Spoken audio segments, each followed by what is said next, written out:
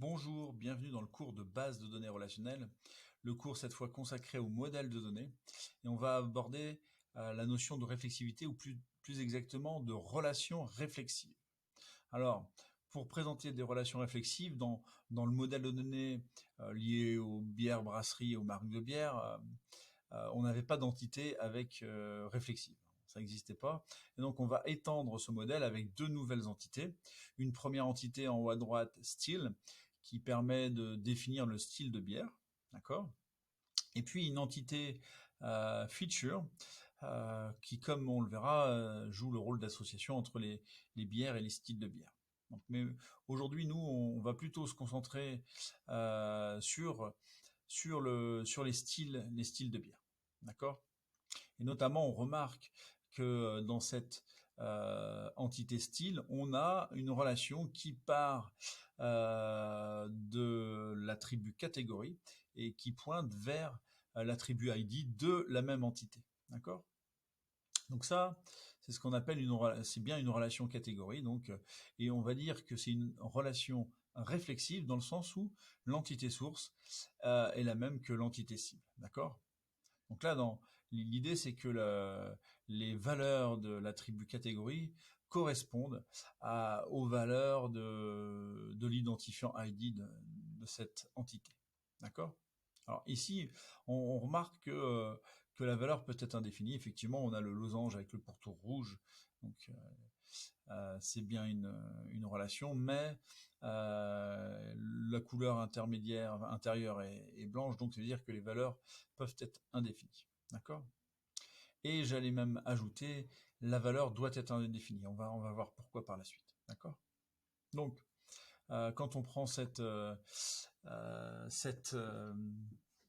entité, en fait, à quoi ça correspond ? Ça correspond au schéma de relation dans lequel on a une colonne catégorie de type entier, qui correspond donc forcément au type de données de la clé primaire, ID, et on a une contrainte de clé étrangère de cette colonne catégorie vers la colonne ID de la même table.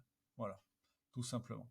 Alors, si on prend une relation en extension, une représentation extensionnelle de la table style avec quelques styles de bière, on voit tout d'abord que les relations réflexives correspondent à des modèles d'arbres ou des modèles dits arborescents. Alors pourquoi ? On va avoir déjà chaque style, d'accord ? Quand on prend les valeurs de la colonne catégorie, chaque style peut avoir un parent, d'accord ? Et des enfants. Alors le parent la valeur du parent est indiquée par la valeur de la colonne catégorie, d'accord ? Et donc, on va parler des styles racines quand ces styles-là n'ont pas de parents. Ici, le style 1, 2, 3 n'a pas de parents, c'est-à-dire qu'il n'y a pas de valeur pour la catégorie, c'est indéfini, d'accord ? On va parler de styles feuilles, sont des styles qui n'ont pas d'enfants. Alors, pourquoi on voit que c'est les styles 2, 3, 6, 7, 8, 9, 10 n'ont pas d'enfants ?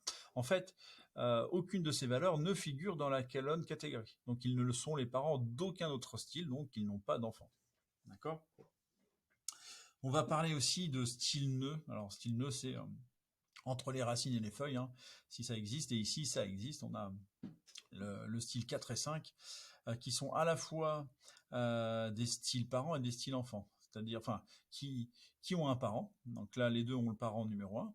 Et qui ont des enfants. Effectivement, le style 7 et 8 a pour parent le 4. Et le style 9 et 10 ont pour style parent le 5. D'accord ? Et puis donc une branche, qu'est-ce que c'est une branche ? Une branche, c'est ce qui mène d'une racine à une feuille. Donc là, on a une première branche, 1, 4, 7. On a aussi 1, 4, 8, 1, 5, 9, 1, 5, 10, par exemple. Tout simplement. Puis on a des branches assez simples. 1, 5, 1, 6. Voilà. Je vous remercie de votre attention et je vous souhaite une bonne journée.